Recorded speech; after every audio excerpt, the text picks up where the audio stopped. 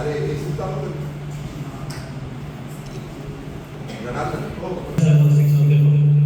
बऱ्याच दिवसांच्या विश्रांतीनंतर हातमानी प्रस्तुत गाणे जो दिल को छू दे हा कार्यक्रम गेल्या 3 वर्षापासून सातत्यानं आपण काही एपिसोड्स ऐकत आलेला आहात. आजचा हा एपिसोड याचं काउंट आहे 70 एपिसोड आपण पूर्ण करत आलेलो आहोत. आणि एक मोठी अचिव्हमेंट असं म्हणायला हरकत नाही. हातमानी या ग्रुपनं 3 वर्षापूर्वी सुरुवात केल्यानंतर अनेक नवीन सिंगर्सना घेऊन मी सुरुवात केलेली प्रायोगिक तत्वावर पहिल्यांदा हळूहळू एक थीम राबवली आपण कराओके घरोघरी. प्रत्येक घरात एक कलाकार दडला आहे. रसिक श्रोत्यांमध्ये पण एक कलाकार दडला आहे जो बाथरूममध्ये गातोय. त्याला व्यासपीठ उपलब्ध करून देण्यासाठी एक चळवळ उभी केली आपण. आणि या माध्यमातून अनेक सिंगर्स उदयास आले नवीन ज्यांना गायची इच्छा आहे. असे आज जवळपास सातारा शहरामध्ये हार्मोनीपासून सुरुवात होऊन जवळपास 25 ग्रुप झालेले आहेत. आणि या ग्रुपमध्ये सगळे सिंगर्स धरतात साधारण सिंगरची संख्या सुद्धा 150च्या आसपास आहे. आणि अशी एक मोठी क्रांती म्हणून आपण या संगीत क्षेत्रामध्ये आणि रसिक श्रोत्यांना सगळेजण मंत्रमुग्ध करतायत. विनामूल्य ही सेवा सगळेजण पार पाडतायत आणि आपापलं नावलौकिक मिळवत आहेत. अशी ही मुवमेंट रसिक श्रोत्यांनी याला खूप उचलून धरलेलं आहे. आणि सारखे प्रोग्राम्स सुरू आहेत आणि सगळ्या प्रोग्राम्सला रसिक श्रोते भरभरून दाद देत आहेत. तर तसंच हा एक प्रोग्राम आपण आज या ठिकाणी वर्धापन दिनानिमित्त आयोजित केलेला आहे. खरं तर हा एप्रिलमधला एक प्रोग्राम होता. याची थीमही आम्ही एप्रिलमध्येच ठरवली होती. पण आता त्याच थीमवरती तो प्रोग्राम आपण आज या ठिकाणी घेत आहोत. एप्रिल महिन्यामध्ये काही फिल्म स्टारपैकी काही कलाकारांचे वाढदिवस होते. त्या वाढदिवसाचं प्रत्यर्थ त्यांची गाणी आज तुम्हाला ऐकायला मिळणार आहे. सगळे 16च गाण्यांचा मोजका अल्बम आहे. पहिल्या गाण्यापासून शेवटच्या गाण्यापर्यंत कुठेही जाऊ नये अशी मी विनंती करेन. शॉर्ट बट स्वीट असा कार्यक्रम आपण ठेवलेला आहे. थँक्यू. एक नमूद करावंसं वाटतं की हे गाणं आम्ही गातोय रसिक आपला मायबाप त्याला उचलून धरतात या सगळ्या गोष्टी ठीक आहे छान आहे. पण हे जे व्यक्तिमत्व आहे शिरीष चिटणीस साहेब यांनी सगळ्या ग्रुप्सना विनामूल्य हे स्टेज उपलब्ध करून दिले. त्यामुळे आम्ही इथे जाऊ शकतो. सरांचे खूप खूप मनस्वी आभार हार्मोनीतर्फे आणि आम्हा सर्व गायक कलाकारांतर्फे सुद्धा.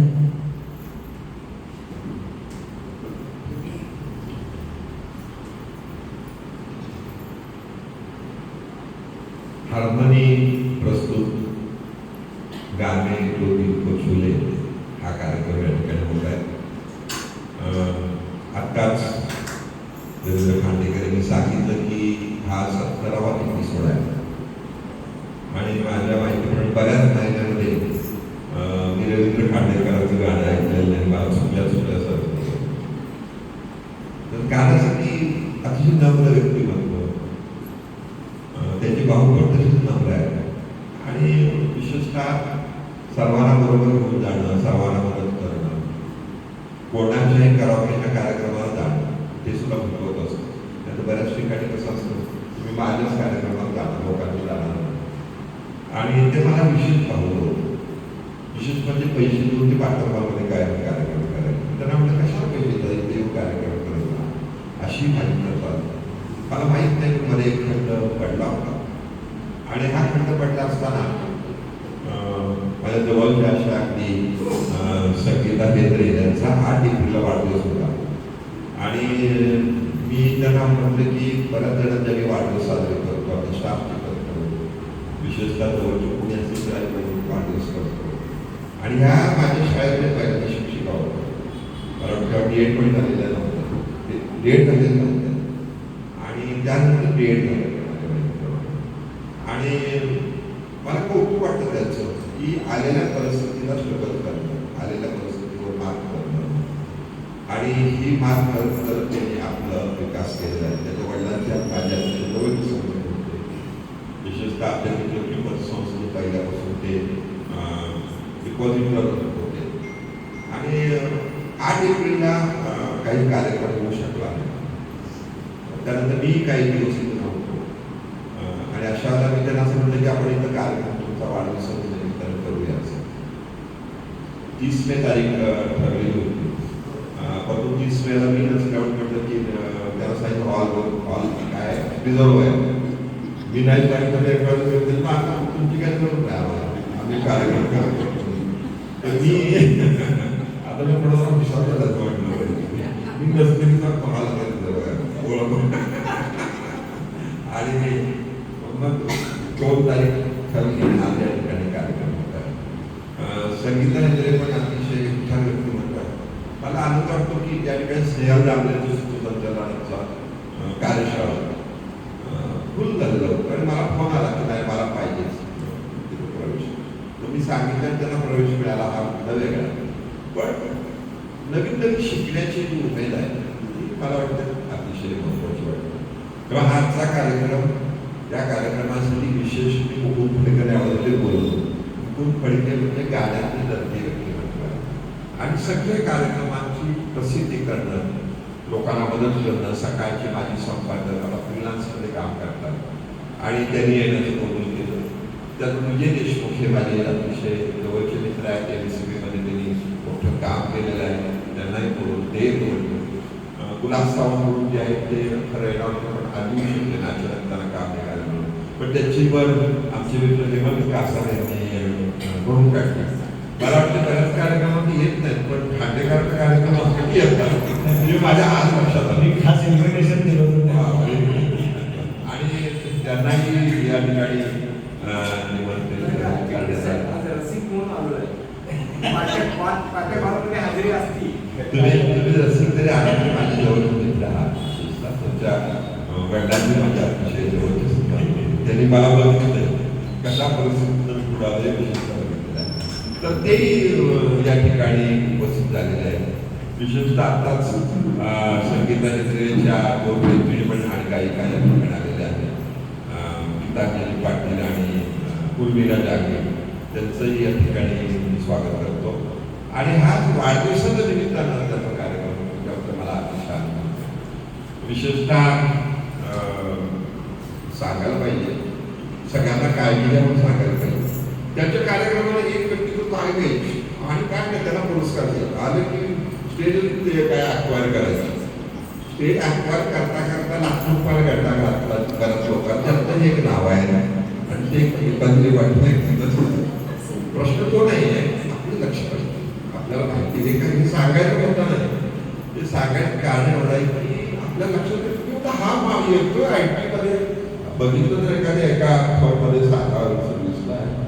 आम्ही पण ते प्रेझेंट आणतो आणि झालं की नाही मोठी मोठी प्रेझेंट आहे थोडक्यात.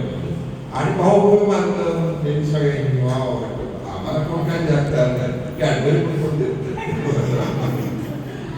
पण तो विषय जाऊ दे. हा विषय एवढंच नाही की आपण जागरूक राहिलो. अतिशय सध्या वाईट परिस्थिती. आणि तुम्ही जे म्हणता की हॉल हा आम्हाला मोफत दिला जातो. हा हॉल मी काय मोफत देत नाही.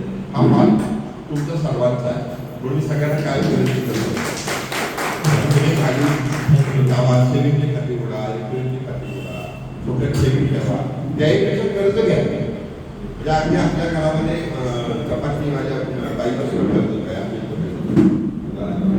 बोलकडीला मिळतं, छोट्या उद्योगाला मिळतं, सोनं खरेदी करायला मिळतं. विशेषतः जेव्हा तुम्ही येता जेव्हापासून जर कर्ज काढून सोनं घेतलं असेल तर डबल झालं वर्षामध्ये एवढा भाव वाढला. पण आम्ही ते उपलब्ध करून देतो. छोटे छोटे कर्ज आम्ही कमी केलेले आहे. पण आमचं सगळ्यात वैशिष्ट्य संस्थेचं असं आहे की आम्ही जाहिरात करतो. तुम्ही बघा कुठल्याही ठिकाणी कोण जाहिरात संस्थापकाचा वाढदिवस दिसणार नाही. संस्थापकाचे वाढदिवस मोठ्या प्रमाणात संस्थापकांनी केला आत्म पान भरलेलं असतं शुभेच्छा. पण हे सगळे पैसे आम्ही विशेषतः सातारमधल्या कलाकारांसाठी खर्च करतो. या ठिकाणी चित्र प्रदर्शन लागतात. प्रीतीलिमय येणार आहे माझं लक्ष नव्हतं. तुमचं पण स्वागत विशेष. आणि मग इथं पुस्तकांवर चर्चा होतं. तुम्ही सुद्धा पुस्तकांवर चर्चाला येत जावा. म्हणजे 5 तारखेला इथं कविता वाचन आणि एका पुस्तकाचं प्रकाशन मोठा लेखक आहे महाराष्ट्रात ते खास सातारला येणार आहे. त्यामुळे ते आवडतं. फक्त या फक्त तुम्ही एसटी या एसटीत जा, तुम्हाला काय देणार नाही. ते सगळं आमच्याकडे जेवण देतो, प्रसिद्धी देतो, पुस्तकं प्रकाशित करू. आणि त्यामुळे त्या लोकांना बरं वाटतं. काशीम ढोबळे म्हणून मोठ्या लेखिका या ठिकाणी आलेल्या होत्या, त्यांचं प्रकाशन केलं. त्याचा एवढा उपयोग आहे की तुम्हाला माहीत नसतं. म्हणजे आता मी गेले 3-4 वर्ष पेपरमध्ये लिखाण लेखन करतो. मला माहीत नव्हतं की मला लिखाण करता येईल, पण जमतं. तुम्हालाच तर ज्याला ज्याला लिखाणाची आवड आहे, ज्याच्या कविता आहे, त्या सुद्धा पेपरमध्ये देण्याची जबाबदारी नाही. या ठिकाणी माझे मित्र आकटे आलेले आहेत, ते गायक आहेत, त्यांचं पण स्वागत. आकटे, तुमचं स्वागत. गायक आहे, आमचे क्लासमेट आहे. आणि मला आनंद असा वाटतो की आता मी पूर्ण करून गाणं म्हणणार सुरुवात केली. माझी मुलगी फार चांगलं गाणे म्हणते, म्हणजे पण तू चांगले मला वाटतं मला गाणं म्हणता येईल. आता डेअरिंग व्हायला लागलेलं आहे. तर हे हा हॉल आहे, हा तुमचा आहे. तुम्ही अवश्य या ठिकाणी कार्यक्रम करत जावा. वेळेचं बंधन पाळून आपण कार्यक्रम केले पाहिजे, काही पथ्य पाळली पाहिजे. परंतु तुमच्या सर्वांचं मी या ठिकाणी स्वागत करतो आणि विपुल फडकेला विनंती करतो की आपण या ठिकाणी मनोगत व्यक्त करावं. त्यांना कळलंच ना त्यांची साधा गाडी आहे मनापासून, तर आपण बोलावं. नमस्कार सर्वांना. सर्वप्रथम हार्मोनी ग्रुपला मी वर्धापन शुभेच्छा देतो. थँक्यू. कारण 70 आहे म्हणजे 50च्या पुढे आणि 100च्या आत लवकरच सगळं पूर्ण होईल हे निश्चितच. तर तुम्हाला त्यासाठी शुभेच्छा. आणि त्यांनी सांगितलं त्याप्रमाणे एप्रिल महिन्यामध्ये कार्यक्रम होणार होता काही गायकांसाठी, बरोबर आहे. आणि आजचा तर मुहूर्त जास्त चांगला आहे, कारण आज राज कपूर यांचा स्मृतिदिन आहे. आणि काल नर्गिस यांचा जन्मदिवस होता. नर्गिस आणि राज कपूर पाठोपाठ त्यांची अशी स्मृतिदिनाचे जन्मदिवस आहे. आणि ज्यांनी भारतीय संगीतामध्ये लोकांच्या हृदयामध्ये राज्य केलं, दिलमध्ये तुमच्या भाषेत बोलायचं झालं तर त्यांच्या दोघांच्या स्मृतीनिमित्त हा कार्यक्रम होता. ही खूप भाग्याची गोष्ट. त्यानंतर कदाचित मगाशी मी गाणी ऐकली तुमची जेव्हा ट्रेलर चालू होता तेव्हा, की कदाचित एखादं राज कपूर नर्गिसचं गाणं असू शकतं. त्यामुळे आज त्यांना ती पण श्रद्धांजली व्हायलासारखं होईल. पण आत्ताच दररोज सह्याद्री वाहिनीवर संध्याकाळी 5 वाजता ताराने पुराणे नावाची गाणी ऐकूनच मी आत्ता आलो. सगळी गाणी राज कपूर नर्गिसची आत्ता होती. कालच्या रंगोलीला सुद्धा गाणी त्याच प्रकारची लावली होती. दररोज म्हणजे ज्यांना माहीत नाही त्यांना सांगतो रंगोली अजूनही सुरू आहे. आणि मी गेले एकही एपिसोड सोडलेला नाही. आणि काल मला सुनील पण नर्गिसचा झाला. आणि दर सह्याद्रीवर सोमवार, बुधवार, गुरुवार आत्ता 5 वाजता जुनी गाणी लावली जातात, जी तुम्हाला इतरत्र कुठे ऐकायला बघायला मिळत नाही. त्यामुळे ती खूप चांगली गाणी असतात, ती खरंच हृदयाला स्पर्श करणारी गाणी असतात. हा गाण्याचा जो कार्यक्रम आहे खूपच चांगला आहे. आणि मगाशी मी गाणी ऐकली त्याप्रमाणे गाण्यांमधला शब्द पण दिल आहेच आहे निश्चितच, पण ती खरंच हृदयाला भिडतात. कारण जनरली गाणी अशी असतात की तुमच्या शरीराला भिडतात. म्हणजे त्या गाणं ऐकून लोकांना नाचावंसं वाटतं. हातापायाला भिडणारी गाणी वेगळी, तुमच्या हृदयाला भेटणारी गाणी वेगळी, तुमच्या डोक्याला भेटणारी गाणी असतील ती वेगळीच असतील काही. तर हृदयाला भेटणारी गाणी तुमच्या आयुष्यभर लक्षात राहतात. आणि कधीही आता काल अजून एक गाणं मी ऐकलं लता मंगेशकरांचं. काल आमच्या डॉक्टर श्रुतींचा कार्यक्रम झाला तेव्हा की जे चाफा बोले नावाचं गाणं ते सुद्धा परत काल कवी बी ज्यांनी ते गाणं लिहिलं ते कवी बी मुरलीधर गुप्ते त्यांचा काल वाढदिवस होता. त्यांचं स्मृती हे होतं त्याच दिवशी ते गाणं काय तिथं सादर झालं. ती गाणी कशी तुमच्या हृदयाला मिळतात बघा. म्हणजे काही गाणी ऐकल्यावर आपण क्षणभर शून्य होऊन जातो किंवा काही आपल्याला वेगळं वाटतं. बाकी गाणी ऐकतो आणि आपण विसरतो. पण हृदयाला स्पर्श करणारी जी गाणी आहेत ती आपण कधीच विसरत नाही, कोणत्या प्रकारे विसरत नाही. आणि ती आपल्याला परत परत ऐकावीशी वाटतात. अनेक आहेत जे बघा नेहमी उदाहरण देतो मी ते लता मंगेशकरांचं आहे का आणि मला अजूनही आपल्याला ऐकावंसं वाटतं. गाण्याला जवळजवळ 75-76 वर्ष होऊन गेली. एवढी वर्ष झालेलं गाणं सुद्धा आपण ऐकतो. हृदयनाथ मंगेशकरांनी जी लता मंगेशकरांकडनं गाऊन घेतलेली गाणी आहे ती गाणी जर तुम्ही ऐकली तर अनेकदा आता मेहंदीच्या पानावर आहे किंवा अनेक अशी गाणी आहेत की तुम्ही ऐकली की तुम्हाला ती परत परत ऐका असं नाही. आणि अर्थशास्त्र मी शिकवतो, मला माहिती आहे अर्थशास्त्राचा नियम असा आहे की तुम्ही काही कालावधीमध्ये तुम्हाला कंटाळा येतो, पण हृदयाला स्पर्श करणाऱ्या गाण्याने तुम्हाला कधी कंटाळा येत नाही. तुम्ही 100 वेळा ऐका, 1000 वेळा ऐका, तसं होत नाही. कारण ती अर्थपूर्ण गाणी असतात. आणि अर्थात परत एकदा लक्षात घ्या की ही जी गाणी आहे निश्चितच 2000 पूर्वीची असणार. कारण तेव्हा लोकांचं हृदय जास्त चांगलं होतं, लोकांच्या हृदय जास्त चांगल्या अर्थानं भिडलं जायचं. नंतरची गाणी आली ती वरवरची आली. मी नेहमी म्हणतो की टेक्निक तंत्र आलं की AI आलं की बाजूला तुमच्या भावना बाजूला पडल्या. तंत्रामध्ये मागे नेहमी सांगतो मी तसं की पूर्वी गायक गायिका मोहम्मद रफी आणि लता मंगेशकर किंवा आशा भोसले आणि किशोर कुमार शेजारी गायचे. तर दोन्ही हातात त्यांचं रेकॉर्डिंग करत असताना आता कसं आहे, अरिजित सिंग तसं गाणं गातो, निघून जातो, 5-6 दिवसात श्रेया घोषाल येते, तिचा भाग बघा, ती नंतर त्याचं एडिट केलं जातं, एकत्र केलं जातं. अशा गाण्यामध्ये तुम्हाला भावना कशा देणार? जे गाणं तुम्हाला प्रत्यक्ष दोन्ही गायक गात असतात ते खऱ्या अर्थानं समोर माहिती आहे तुम्हाला. जर तुम्ही एका चतुरनार गाणं बघितलं, ते गाणं जर अशा प्रकारे होईल का, मोहम्मद रफी ह्यानं किशोर कुमारनं थोडं म्हटलं, मग नंतर मांदाडीनं म्हटलं, मध्ये असं म्हटलं, तर गाणं पुढे जमणारच नाही. पण ते गाणं जेव्हा प्रत्यक्ष किशोर कुमारनं रेकॉर्डिंग करताना सुद्धा त्याचा आनंद घेतला, म्हणून ते अजूनही आपल्याला हृदयापर्यंत ती गाणी आहे आपण जेव्हा बघतो तेव्हा. ह्याच अर्थानं आपल्याला बघावं लागतं की गाण्याचे शब्द, गाण्याची चाल आणि भावना ओतून गायकांनी जेव्हा ती गाणी म्हटलेली असतात ते निश्चितच तुमच्या हृदयापर्यंत पोहोचतात. आणि माझ्या मते ही जी आता रवींद्र खांडेकरांनी सांगितलं त्याप्रमाणे जी गाणी 16 गाणी मला वाटतं जी असतील निश्चित आपल्या हृदयापर्यंत पोचणारीच असणार आहेत. आणि मी त्यांना परत एकदा शुभेच्छा देतो. सर्वात महत्त्वाचं मगाशी उल्लेख झाला त्याप्रमाणे शिरीष रावांचा, त्यांनी आतापर्यंत इथे एवढी गाणी केली, एवढे कार्यक्रमांना परवानगी दिली, इथं स्वतः तिथे येतात, सगळ्या गाणीचं संयोजन करतात आणि स्वतः गाणं म्हणतात. हे सर्वात महत्त्वाचं आहे की आता मी त्यांची गाणी पण ऐकते आणि आता मला आग्रह करतात की आता तुम्ही पण गाणी गायला लागता.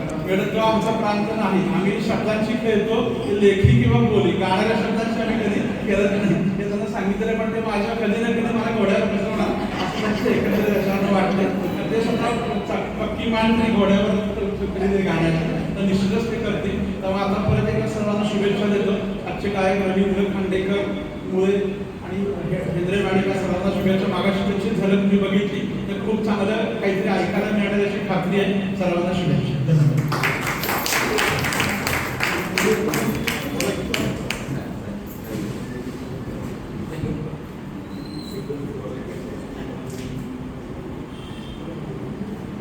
नमस्कार.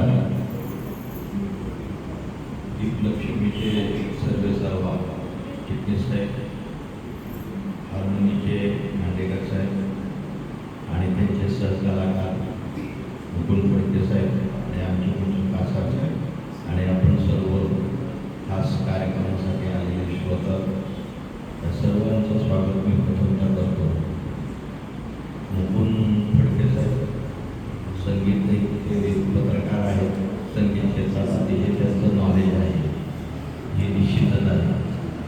परंतु त्या प्रसंगी मी एक विचार फक्त मांडू शकतो की मी पहिल्यांदा खांडेकर साहेबांचं जे त्यांनी मनोगत व्यक्त केलं, त्या मनोगतामध्ये मला असं स्पष्टपणे जाणवलं की त्यांचा उद्देश स्वतःला फक्त मोठं कार्यक्रम नसून त्यांनी सांगितलं त्यांचा हा ग्रुप प्रथम साताऱ्यात स्थापन झाला आणि त्याच्यानंतर जवळपास 25 ते 30 ग्रुप स्थापन झाले आणि आज जवळपास 150च्या वर असे ज्याला आपण म्हणू हौशी किंवा ज्यांना त्यातलं नॉलेज आहे असे संगीत म्हणणारे, गाणे म्हणणारे लोक निर्माण झाले.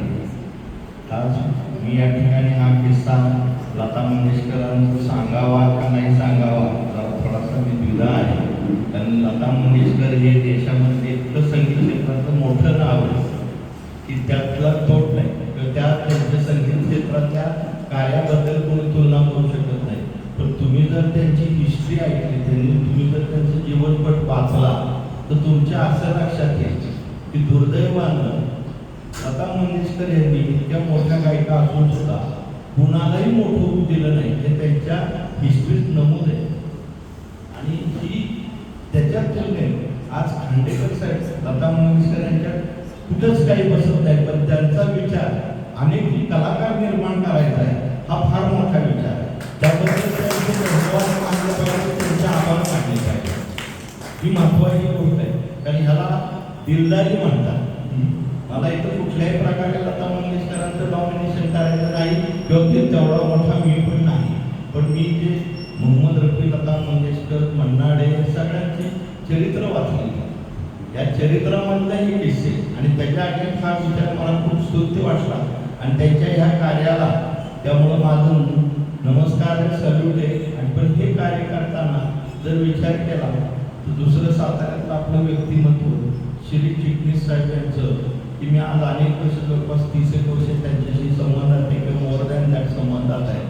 तर नुसते गाणारे कलाकारांनाच नव्हे तर साहित्य क्षेत्र असो आणि कुठल्या म्हणजे जे कलाकार आहेत अशा व्यक्तींना जी पुढे येण्यासाठी जे जे काही पतसंस्थेमार्फत आणि त्यांच्या व्यक्तिगत स्वरूपात करता येईल हे सातत्याने शिक्षक साहेब करत असतात. हाही त्यांचा मनाचा मोठेपणा आहे, हे त्यांचं कार्य. आणि त्यांनी जे मगाशी सांगितलं की मी इतर संस्थेच्या सारखा संस्थापक अध्यापेक्षक वाढदिवस साजरा करत बसत नाही, पण ते जे पैसे वाचतात ते पैसे मी असे कलाकारांना मदत करण्यासाठी करतो. तर हाही त्यांचा खूप विचार मोठा आहे. या प्रसंगी या दोघांचे जे विचार आहेत ते दोघांचे विचार असेच त्यांनी कायम राबवत राहून त्यांच्याकडून मोठी मोठी कार्य होत राहून या प्रसंगी मी शुभेच्छा देतो. आणि परत एकदा हार्मनीच्या कलाकारांना, खांडेकर असतील, मुळेसाहेब असतील, केंद्रे मॅडम असतील, त्या सर्वांना शुभेच्छा देतो. मागाशी जी त्यांनी 4-5 गाणी सर्व लोक गोळा होण्यापूर्वी म्हटली, मी ऐकली, तर ती साधारणपणे 70-80च्या दशकातली किंवा ज्याला आपण 60 ते 70च्या काळामध्ये हिंदी फिल्मसृष्टीच्या गाण्यांचा सुवर्णकाळ म्हणून त्या सुवर्ण काळातली ती गाणी आहेत. आणि ती निश्चितच फडकेसाहेबांनी ती मनाला का आपल्याला भेटतात आणि सविस्तर वर्णन केलेलं आहे. तर हा जो काळ आहे तो काळ परत आता हिंदी फिल्मसृष्टीत येणं अवघड आहे. आणि त्यांनी टेक्निकवर सुद्धा सांगितलं ही वस्तुस्थिती आहे की समोरासमोर शेजारी शेजारी बसून रफी म्हणा, लता म्हणा, किशोर कुमार ही गाणी म्हणत होती.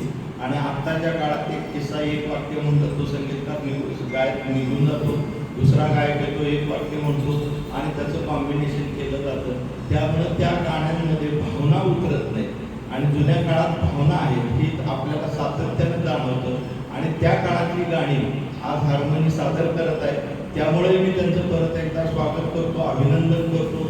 जय हिंद, जय महाराष्ट्र. प्रत्येकाचं परत एकदा स्वागत करतो. धन्यवाद. मला इथं त्रिपुरलक्ष्मी संस्थेनं जे बोलवलं आणि बोलायला संधी दिली, परत मी त्यांचे आभार मानतो. धन्यवाद. जय हिंद, जय महाराष्ट्र. नमस्कार.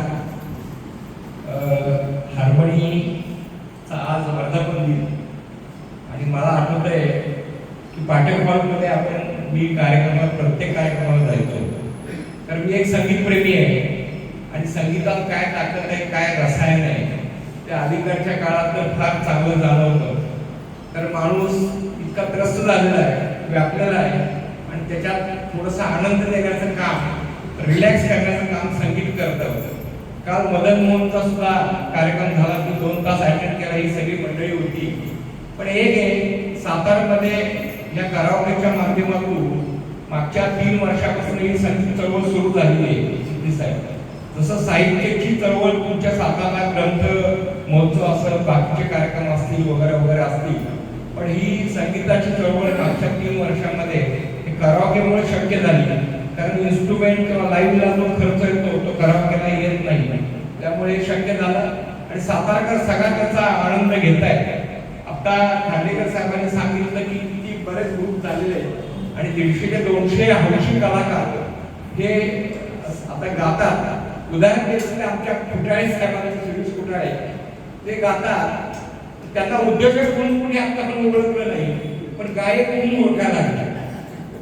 त्यांच्या घरात नवीन आहे आणि आमच्या मित्रांना कोणतरी मुलं होते कुठला गायक आहेत ना, त्यांच्या घरात लग्न आहे का, म्हणजे त्यांना उद्योजक म्हणून कोणी ओळखलं नाही, पण गायक म्हणून त्याची आयडेंटिटी मिळाली. म्हणजे याचा अर्थ काय की जेव्हा लोकांना जे अपेक्षित असतं, जे लोकांच्या जे प्रिय असतं तेच पुढं आपल्याला सुद्धा प्रिय करून जातं. तर हा सगळा आपण आनंद घेतोय या कराओकेच्या माध्यमातून. आपल्याला हे सगळे जे कलाकार, हौशी कलाकार आहेत ते खरं म्हटलं तर हे आपल्याला मोफत फी हे सगळे ऐकायला मिळतात, पण याला राजाश्रय लागतो. आणि मी सुद्धा चिटणीस आहे, बरेच वेळा कार्यक्रमाला मी आर्थिक मदत केलेली आहे आणि हा राजाश्रय आपल्या आता या माध्यमातून श्री चिटणीस आहेत, बरीच मंडळी आहेत, पण चिटणीस साहेबांच्या माध्यमातून हा आपल्याला हॉल मिळतो. कारण इतकं सोपं नाहीये. पाठक हॉलला मला 1000-1200 रुपये भाडे आहे, त्यांचं वेळेचं बंधन आहे, आवाज मोठा आला की खाली सांगतात बंद करा, पण हे आपल्याला सगळ्या गोष्टी मिळतात. आणि मला वाटतं हा आता हॉल बहुतेक रंगवला दिसतोय, त्यामुळे इतका चांगला वाटतो हॉल. तर हा आनंद आपण सगळे घेत असतो आणि भविष्यात सुद्धा घेऊ. बरेच कार्यक्रम होत आहेत. हे जे संगीत चळवळीमध्ये जे कामं करतायत, मुळे साहेब आहेत, नंतर संगीता हेगडे आहे, खांडेकर साहेब आमचे मित्रच आहेत. खांडेकर साहेबांच्या बाबतीत बरेच कार्यक्रम मी सगळे अटेंड केलेले. तिकडचे जे कार्यक्रम होते इकडे जरासं थोडंसं चिटणी साहेबांचं एका बाजूला पडतं, पण तरी जिथं जेव्हा बोलवलं तेव्हा संगीताच्या कार्यक्रमाला येत असतो. आपण सगळ्यांनी असाच आनंद घ्यायचा आहे की काही जास्त बोलत नाही, आपल्याला गाणी ऐकायची, मी सुद्धा त्याला अभिनंदन आहे. परत एकदा मला इथं आयत्या वेळेचा मी पाहुणा झालो. मी खरं रसिक म्हणून आलेलो असतो, पण चिटणीस साहेबांच्या आग्रहामुळे मला इथं पाहुणं होता आलं. पण रसिकता ही रसिकताच असती आणि रसिकतामध्ये जो आनंद आहे तो काही मिळत कुठं हे मिळत नाही. एवढंच बोलतो आणि मी थांबतो. धन्यवाद.